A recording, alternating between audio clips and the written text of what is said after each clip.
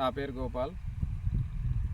నేను ప్రకృతి వ్యవసాయ విభాగంలో 7 సంవత్సరాల నుంచి ఇన్ఛార్జిగా పనిచేస్తున్నాను. ఇక్కడ నంద్యాల జిల్లా పుణె మండలం భూపంపాడు గ్రామంలో ప్రస్తుతం నా ప్రధాన పొలము వరి.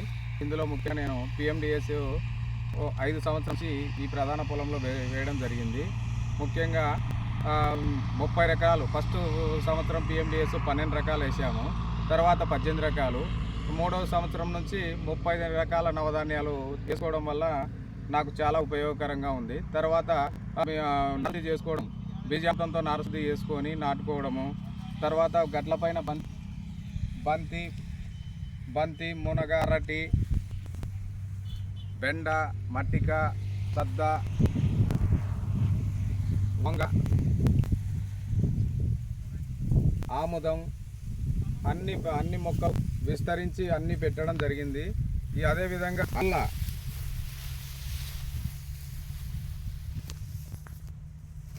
అదేవిధంగా మా ప్రధాన పొలంలో అజొల్ల చూడండి, ఇది చాలా స్ప్రెడ్ అయ్యి ఈ విధంగా వచ్చేసింది. మాకు దీనివల్ల చాలా ఉపయోగకరంగా ఉంది. మొక్క ఆరోగ్యంగా ఉండడం, పెరగడం బాగా గమనించడం జరిగింది. తర్వాత వచ్చేసి మేము ముఖ్యంగా క్యాబేజీ వేసుకోవడం జరిగింది. మట్టిక, కాకర, బంతి, పచ్చిమిర్చి, ముల్లంగి,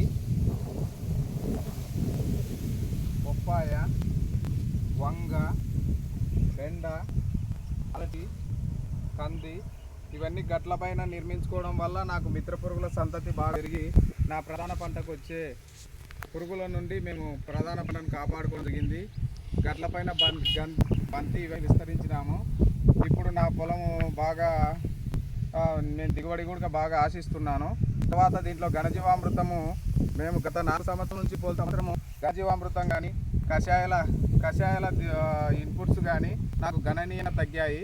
దీనివల్ల నాకు పంట ఆరోగ్యంగా వచ్చింది, ప్లస్ మళ్ళా నాకు ఇవి కూడా తగ్గిపోయినాయి.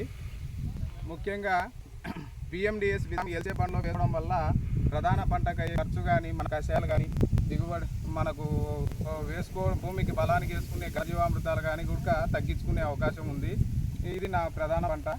దీని తర్వాత అదేవిధంగా ఈ విధంగా పండించిన ఉత్పత్తులను నేను ప్రాసెసింగ్ అంటే బియ్యంగా మార్చుకొని నేను మా కుటుంబ సభ్యులకు కానీ, మా బంధువులకు కానీ, తర్వాత వినియోగదారులకు మేము అమ్ముకోవడం జరిగింది.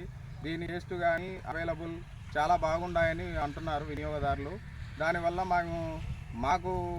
మాకు ఇన్కమింగ్ వస్తుంది, ప్లస్ మళ్ళీ తినే వాళ్ళ వినియోగదారులకు కూడా మంచి ఆరోగ్యాన్ని కూడా అందించగలుగుతున్నాను. దీనివల్ల నాకు ప్రతి మార్కెటింగ్ కూడా నాకు బాగా ఉంది. ఈ సంవత్సరం కూడా దాదాపుగా 200 మంది కస్టమర్లు మా దగ్గర ఉన్నారు. వాళ్ళకు మంచి నాణ్యమైన ఆహారం ఇవ్వగలగానని నేను సంతోషపడుతున్నాను. ఇటువంటి అవకాశం ఇచ్చిన ప్రాజెక్ట్ వాళ్ళకు చాలా ధన్యవాదాలు చెప్తున్నాను. విజయ్ కుమార్ సార్ గారికి మరీ ధన్యవాదాలు తెలియపరుచుకుంటాను.